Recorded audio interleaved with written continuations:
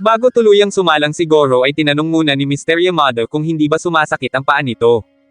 Isinigurado naman ni Goro na maayos siya at kakayanin niya, at para umano iyon kay Taiga dahil ayaw ni Goro na mapunta lang sa wala ang 120 pitches na gawa nito.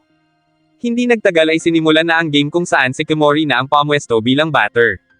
Inisip nito na hindi makakapag-pitch ng maayos si Goro dahil sa injury niyon sa paa kaya sigurado umano si Kimori na matatalo niya iyon. Ngunit taliwas ang inaasahan niya sapagkat sa sobrang bilis ng pag-pitch ni Goro ay hindi niya iyon tinamaan kaya napahingi siya ng timeout para makapag-isip-isip kahit saglit. Pagkabalik sa pwesto ay agad na nagsimula ang game at wala nang ibang ginawa si Kimori kundi ang mag-bunt. Dahil doon ay nilapitan siya ni Goro at sinabihan na mukhang natatakot umano siya sa bilis ng pag-pitch nito, at pagkatapos nyon ay sinabi naman sa kanya ni Yamane na iswing niya ang bat kahit hindi niya matamaan ang bola para hindi siya sisihin ng buong team lalo na at siya ang fourth batter ng Mifune bagay na sinang-ayunan naman ng buong team.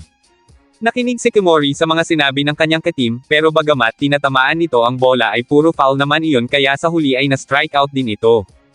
Dumating si Shimizu sa stadium pero nagtaka ito nang makita na ibang team na ang naglalaro. Nagtanong ito sa isang matanda kaya nalaman nito na kanina pang tapos ang game ng Mifune at Seishu. Nagulat si Shimizu nang malaman yun sabay napatanong kung anong team ang nanalo. Nang mga oras na iyon ay nasa biyahe na pauwi ang team ng Seishu kung saan pinag-uusapan ng mga iyon ang tungkol sa kanilang pagkapanalo. Tahimik lang noon si Goro habang binabalikan sa alaala ang sinabi sa kanya kanina ni Yamane na ituloy niya ang laban sa Koshien. Pagkatapos ng mahabang biyahe ay agad na dumiretso si Goro sa Mifune Koyama Clinic upang ikonsulta ang paa niya at humingi muli sa doktor ng injection para sa susunod nilang game. Dahil nakikita ng doktor na tanging paglalaro lang ng baseball ang nasa utak ni Goro ay pumayag ito na turukan muli ang bata, pero pinaalalahanan niya ito na sa pamamagitan ng freezing ay napipigilan yun ang mga kirot sa paa ni Goro subalit hindi umano iyon ang lunas sa injury nito at lalo lang hihina ang lakas ni Goro sa halip na tuluyang gumaling kaya kailangan nitong magpahinga. Habang naglalakad pauwi si Goro ay nakita nito si Kimori na malungkot na nakatayo sa overpass. Nagulat ito at napatakbo sa pag-aakala na tatalon iyon doon kaya hinaila yun ni Goro at pinagsabihan ng mga positibong bagay. Pero nang malaman na hindi yun gagawin ni Kimori ay napakamot na lang si Goro sa kanyang ulo. Saglit silang nagkausap at pagkatapos ay naglakad na pauwi si Kimori, nang bigla itong yayain ni Goro na sa huling pagkakataon ay suluhin ni Kimori ang pitch niya. Pagkatapos nyon ay tuluyan ang naghiwalay ang dalawa at naluluhang nagpaalam si Kimori kay Goro at sa high school baseball. Kinagabihan naman sa audiovisual room ay pinapanood ni Mr. Yamada sa team ang laro ng koponan na susunod nilang makakalaban, ang Kawakami Jichugyo.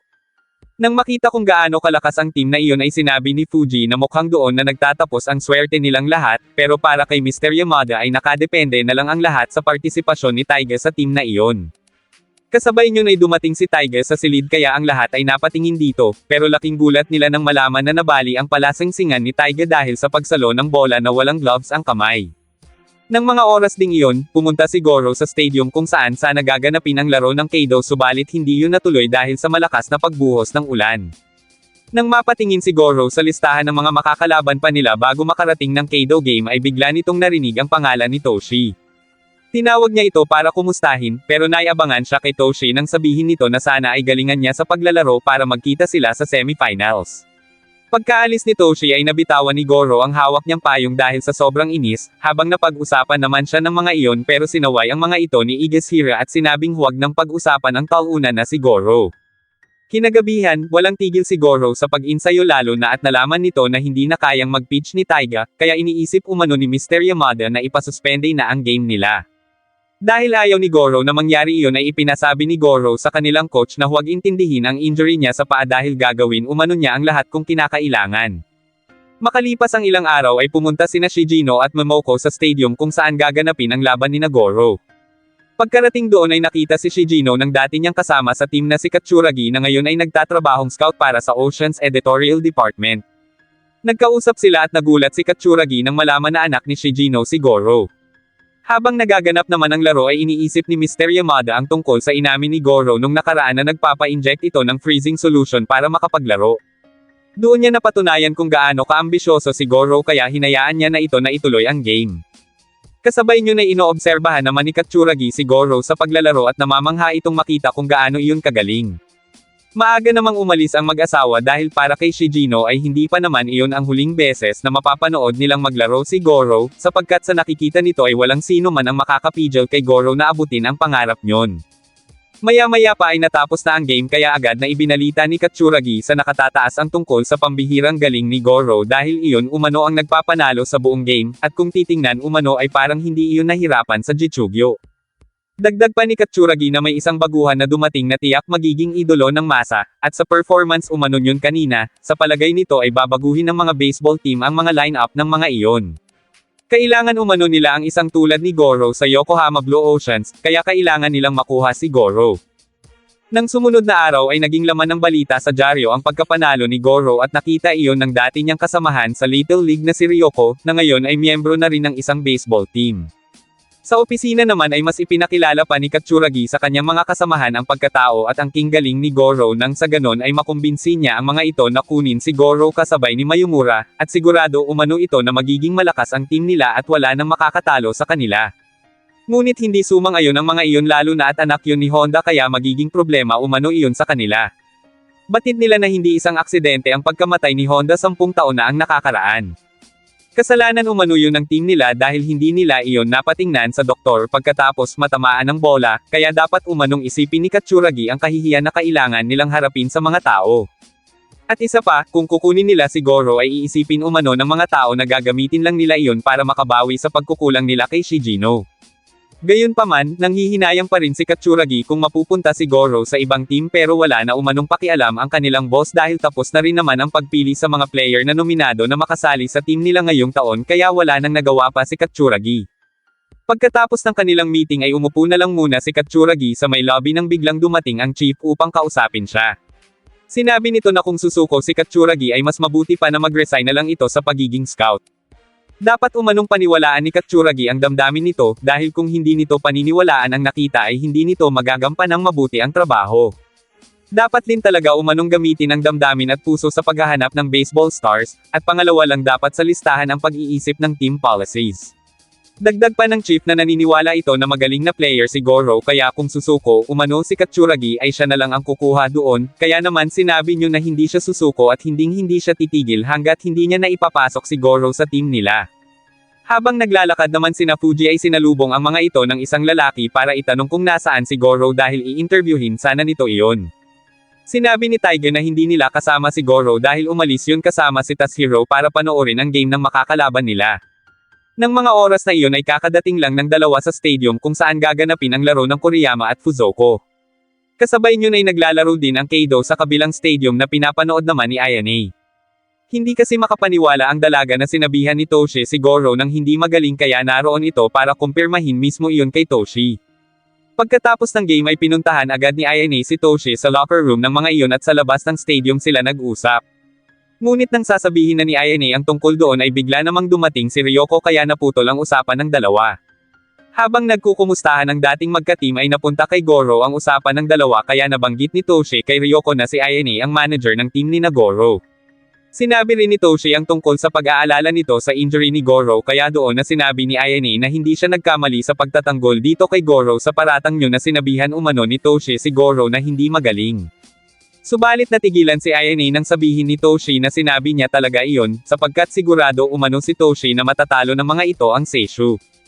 Pinutol ni Ryoko ang katahimikan at sinabing iba talaga sina Toshi, pero sa tingin umano ni Ryoko ay mahihirapan ang mga ito dahil kilala naman nila si Goro noon pa man na siyang nagdadala ng spirit sa buong team kaya sila nananalo. Gayunpaman, sinabi ni Toshi na alam niya kung hanggang saan ang lakas ni Goro at kilala niya ang bawat kilos niyon kaya masasabi niya na hindi sila kayang talunin ni Goro sa game na iyon. Hindi nagtagal ay tinawag na si Toshi kaya nagpaalam na ito sa dalawa. Pagkaalis ng mga taga-Keido ay humingi si Ryoko ng paumanhin kay Ayane dahil nakaabala umano ito sa usapan ng dalawa. Nasasabik na rin umano si Ryoko sa mangyayari pero kilala raw nito si Goro kaya sigurado ito na gagawin yun ang lahat. Bago tuluyang umalis ay sinabi ni Ryoko na kung may kailangan si Ayane ay huwag itong mahihiya na magsabi sa kanya. Hindi naman makapaniwala si Goro nang makita na mas magaling nang maglaro ngayon si Nakitori. Noon pa man sa Keido entrance exam ay napahanga na ng mga iyon si Goro, sapagkat kung hindi lang natama noon ni Toshi ang bola at naka-home run sila ay siguradong talo sila sa laban nila sa mga iyon. Ang problema pa ngayon ni Goro ay high-speed slider si Kitori, at isa iyong pitch na imposibleng matamaan ng mga batter nila. Dahil doon ay nagtungo si Goro sa isang batting center pero sinabi ng owner na wala silang 140 kilometro na high-speed slider, at kahit sa ang batting center ay wala umanong makikita na ganoong klaseng machine si Goro. Habang naglalakad pauwi si Goro ay nadaanan ito ni Katsuragi. Kinausap niya ito para kumbansihin sana na pumasok sa kanilang team, ang Yokohama Blue Oceans, subalit tumanggi ang ating bida at sinabing wala pa yun sa isip niya dahil masyado pa siyang abala sa pag-iisip ng susunod nilang game. Kinabukasan ay agad na pinractice ni Goro ang kanyang mga ka-team sa pag-aasinte ng sliders, subalit para kay Tashiro ay kailangan nilang makahanap ng marunong mag-pitch ng fastball para makapag-practice naman sila ng high-speed slider. Pero kung makapag-practice umano si Goro sa pag-asinta sa batting ay sino naman kaya raw ang magpipitch? Nagpresente si Taiga na siya na ang magpipitch para sa mga iyon, at dahil 3 araw na lang ang natitira sa kanila ay agad nilang sinimulan ang practice. Habang pinapanood ang mga iyon ay biglang naalala ni Ayane ang pangmamaliit ni Toshe kaya nainas ito doon at sinabing ipaglalaban niya ang Seisho baseball team. Maya-maya pa ay nagsimula ng manakit ang kamay ni Taiga kaya sinabi ni Goro na okay na at tatapusin na nila ang practice na iyon pero hindi pumayag si Taiga at sinabing itutuloy niya iyon dahil wala pang 30 pitches ang nagagawa niya. Doon pumasok sa isip ni Ayane ang sinabi sa kanya ni Ryoko na marunong na iyong mag-pitch ng slider at magsabi lang siya roon kung may kailangan siya. Agad na nagpaalam si Ayane kay Miho para puntahan si Ryoko. Kinabukasan ay kasama na yun ni Ayane papunta sa training field, at laking gulat naman ni Goro nang makita muli ang dalaga. Nagtaka rin ito kung bakit naroon si Ryoko kaya sinabi ng dalaga na gusto niyang manalo si Goro at makapasok sa laro laban sa Keido kaya tutulong umano ito sa slider practice. Tinanggap naman ni Goro ang tulong ni Ryoko kaya agad na nilang sinimulan ang pag-e-ensayo. Maghapong nag-practice ang dalawa kaya hindi makapaniwala ang iba kung paano yun kinaya ng mga iyon. Patuloy pang nag-practice ang dalawa hanggang sa magawa ni Goro na paliparin ang slider pitch ni Ryoko.